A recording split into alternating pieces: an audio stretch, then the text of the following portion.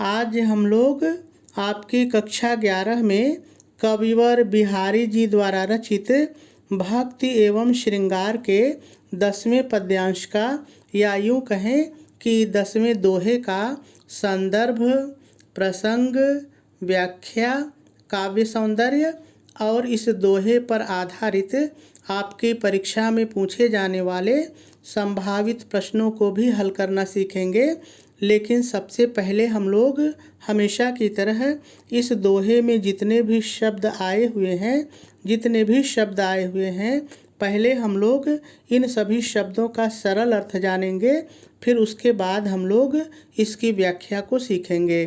ठीक है, तो चलिए सबसे पहले हम लोग इस दोहे में आए हुए सभी शब्दों का सरल अर्थ देख लेते हैं।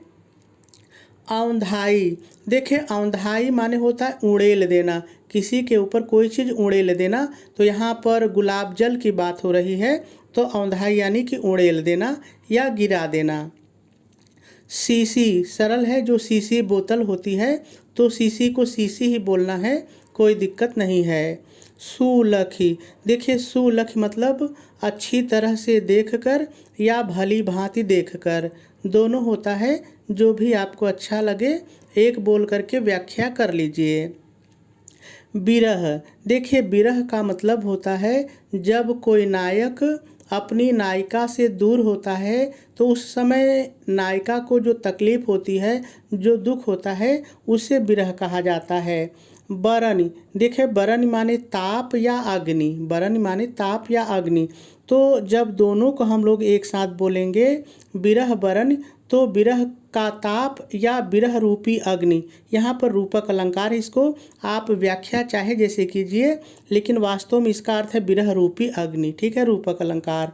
बिललात, बिललात माने व्याकुल, हम व्याकुल कह के व्याख्या कर लेंगे, लेकिन वास्तव में बिललात का मतलब होता है दुखी होकर के चिल्लाना। ठीक है, लेकिन हम लोग व्याकुल कह के व्याख्या कर लेंगे। बिचही, बिचही मतलब बीच में ही या मध्य में ही, बीच में ही। सूखी, सूख मतलब सूख गई या सूख गया, जैसा भी वाक्य मांगेगा। गुलाब, देखिए गुलाब माने गुलाब जल, यहाँ पर थोड़ा सा समझ लीजिए। देखिए गुलाब जल एक पदार्थ होता है जिसका उपयोग हम लोग शरबत में भी करते हैं, और गुलाब जल जो होता है इसकी तासीर ठंडी होती है, ये शरीर को ठंडक पहुंचाता है। ठीक है, और गुलाब जल का दूसरा प्रयोग सौंदर्य प्रसाधन में होता है, लोग अपने चेहरे पर लगाते हैं ताकि चेहरा अच्छा लगे, तो गुलाब जल एक पदार्थ है। ठीक है, गौ मतलब गया या गई, दोनों होता है जैसा वाक्य मांगेगा। छींटो, छींटो मतलब छिटकी बूंद, जो कहते हैं एक भी छींटा एक भी बूंद। ठीक है, तो बूंद कह के भी आप व्याख्या कर सकते हैं। छुई न, छुई न को उलट दीजिए तो होगा नहीं छुई, छुई न नहीं छुई। गात, गात माने शरीर, गात माने शरीर। ठीक है, तो सभी शब्दों का सरल अर्थ हो गया। अब हम लोगों को इसकी व्याख्या सीखनी है, लेकिन इसकी व्याख्या को सीखने से पहले हम लोग थोड़ा सा इसका संदर्भ और प्रसंग लिख लेते हैं, क्योंकि कभी कभी संदर्भ और प्रसंग पर भी आधारित प्रश्न पूछ लेता है। ठीक है, तो चलिए सबसे पहले हम लोग संदर्भ लिख लेते हैं। तो आप संदर्भ हेडिंग डालेंगे, डैश डालेंगे और डैश डाल करके लिखेंगे प्रस्तुत दोहा, या प्रस्तुत पद्यांश भी आप लिख सकते हैं, कोई दिक्कत नहीं है। दोहा है तो आप दोहा ही बोल दीजिए। प्रस्तुत दोहा हमारी पाठ्य पुस्तक हिंदी। यदि आप कला वर्ग के विद्यार्थी हैं तो हिंदी लिखिएगा, यदि आप विज्ञान वर्ग के विद्यार्थी हैं तब आप लिखिएगा सामान्य हिंदी के काव्य खंड में संकलित भक्ति एवं श्रृंगार शीर्षक से उद्धृत है। इसके रचयिता कविवर बिहारी जी हैं। पूर्ण विराम लगा देंगे और आपका संदर्भ पूरा हो जाएगा। चलिए अब हम लोग इसका प्रसंग लिख लेते हैं। तो आप प्रसंग हेडिंग डालेंगे, डैश डालेंगे और डैश डाल करके लिखेंगे प्रस्तुत दोहे में नायिका की एक सखी नायक को नायिका के विरह ताप से परिचित कराने के लिए उसके विरह ताप का वर्णन कर रही है। पूर्ण विराम लगा देंगे और आपका प्रसंग भी पूरा हो जाएगा। चलिए अब हम लोगों को इस दोहे की व्याख्या सीखनी है तो देखिए, एक बार मैं इस दोहे की व्याख्या आपको साधारण तरीके से बता देता हूँ। आप सुन लीजिए कि आखिर इस दोहे में है क्या। फिर उसके बाद जब हम लोग दोबारा एक एक शब्दों का प्रयोग करके फिर से इसकी व्याख्या को सीखेंगे तो आपको सब कुछ बहुत ही आसानी से समझ में आ जाएगा, कहीं भी कोई भी दिक्कत नहीं होगी। ठीक है, तो चलिए एक बार हम लोग साधारण तरीके से इसकी व्याख्या को जान लेते हैं। तो देखिए, इस दोहे में है क्या कि जो नायिका है, देखिए नायिका की जगह आप राधा जी को रख सकते हैं और नायक की जगह आप श्री कृष्ण को रख सकते हैं, कोई दिक्कत नहीं है। ठीक है, तो जो नायिका है वो नायक के विरह के ताप से व्याकुल है, यानी कि नायक के विरह की अग्नि में जल रही है, बहुत ही दुखी है। और नायिका की एक सखी है, उसको ऐसा लगता है कि जो नायक है वो नायिका के दुखों से परिचित नहीं है, नायिका के दुखों के बारे में उसको पता नहीं है। ठीक है, तो जो नायिका की वो सखी है वो नायक के पास जाती है और नायिका के दुखों का वर्णन नायक से करती है। कैसे करती है वही इस दोहे में दिया गया है। तो अब आप थोड़ा सा दोहे को देखिए।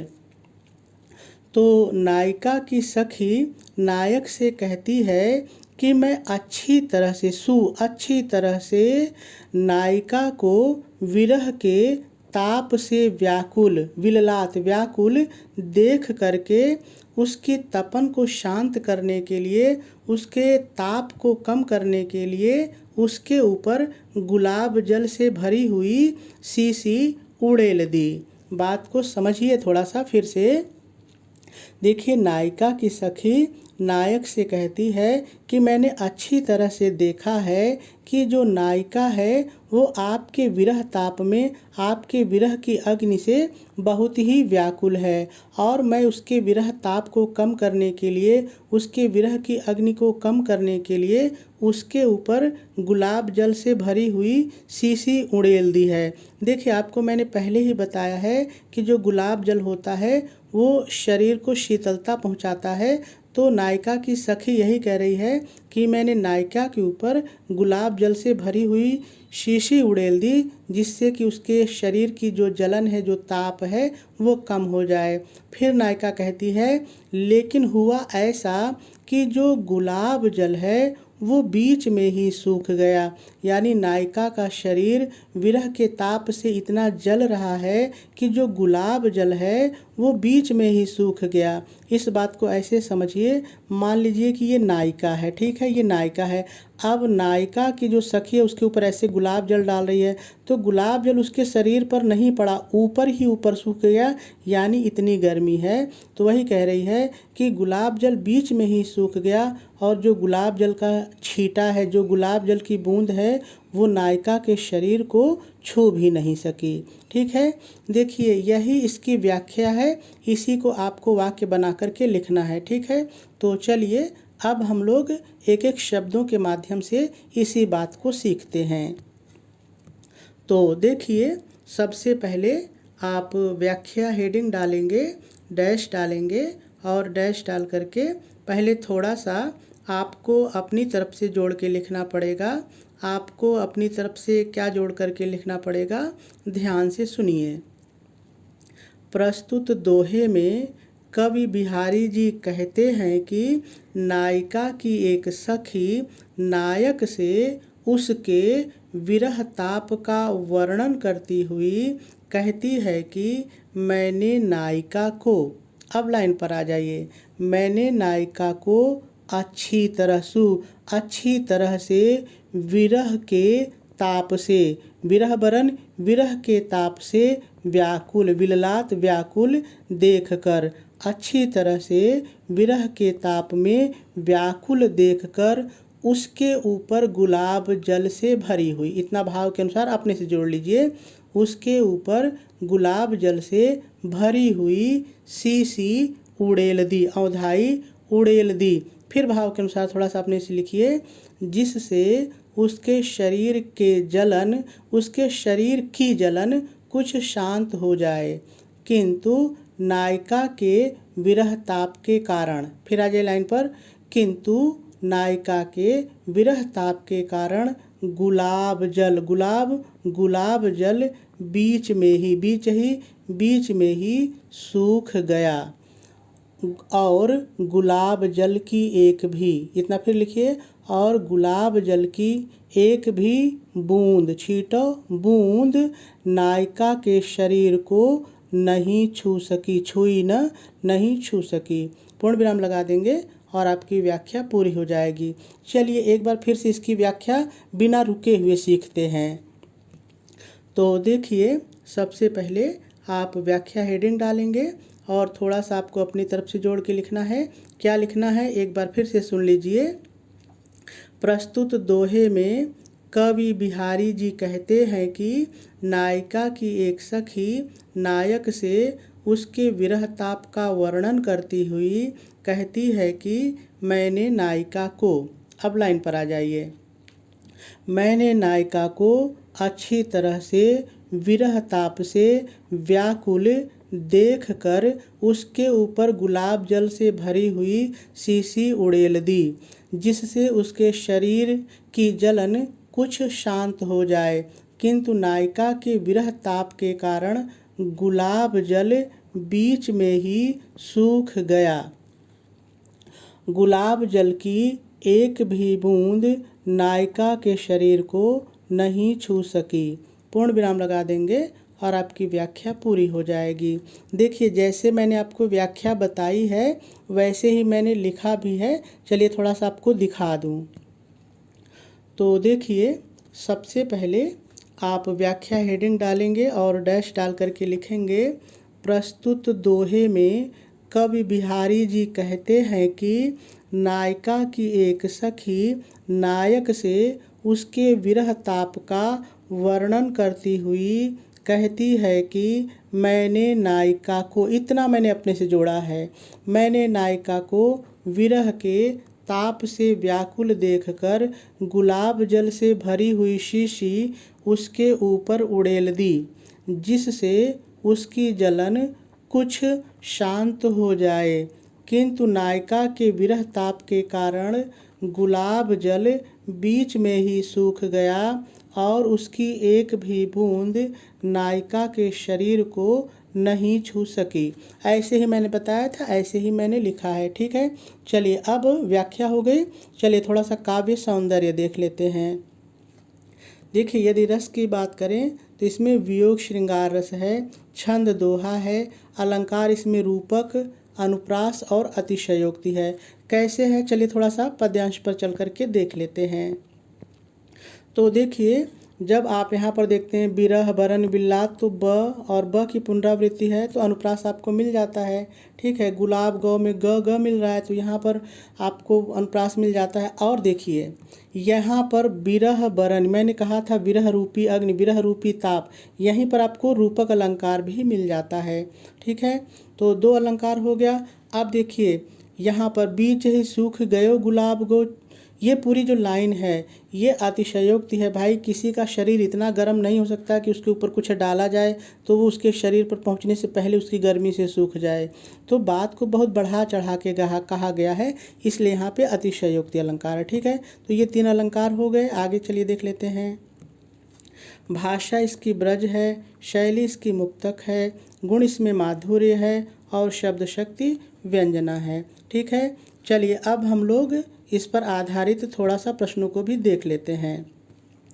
तो देखिए, पहला प्रश्न आपसे पूछ रहा है, नायिका का विरह ताप किसने तथा कैसे शांत करने का प्रयास किया। तो अगर आपने व्याख्या सुनी होगी तो आप लिख सकते हैं, नायिका का विरह ताप नायिका की एक सखी उसके ऊपर गुलाब जल की शीशी उड़ेलकर शांत करने का प्रयास किया। ठीक है, दूसरा प्रश्न आपसे पूछ रहा है, नायिका की सखी उसके विरह ताप के विषय में किसे बता रही है तथा क्यों। देखिए, मैंने बताया कि नायिका की एक सखी उसके विरह ताप के विषय में नायक से बता रही है, जिससे वह नायक के विरह ताप को के दुखों को जान सके। ठीक है। रेखांकित पंक्ति की व्याख्या कीजिए। तो जहाँ भी रेखा खींची रहे आप व्याख्या कर दीजिए। मैंने पूरी व्याख्या आपको बताई है। ठीक है, चलिए अगला प्रश्न है। बिचही सूखी गुलाब गो छीटो छुइन गात, पंक्ति में कौन सा अलंकार है? तो मैंने कहा इसमें जो है अतिशयोक्त अलंकार है, क्योंकि बात बहुत बढ़ा चढ़ाकर की गई है। अगला है, प्रस्तुत दोहे में नायिका की किस दशा का वर्णन किया गया है? तो बहुत ही सरल है, प्रस्तुत दोहे में नायिका के विरह ताप की दशा का वर्णन किया गया है। ठीक है, तो मेरे ख्याल से बात आपको समझ में आ गई होगी।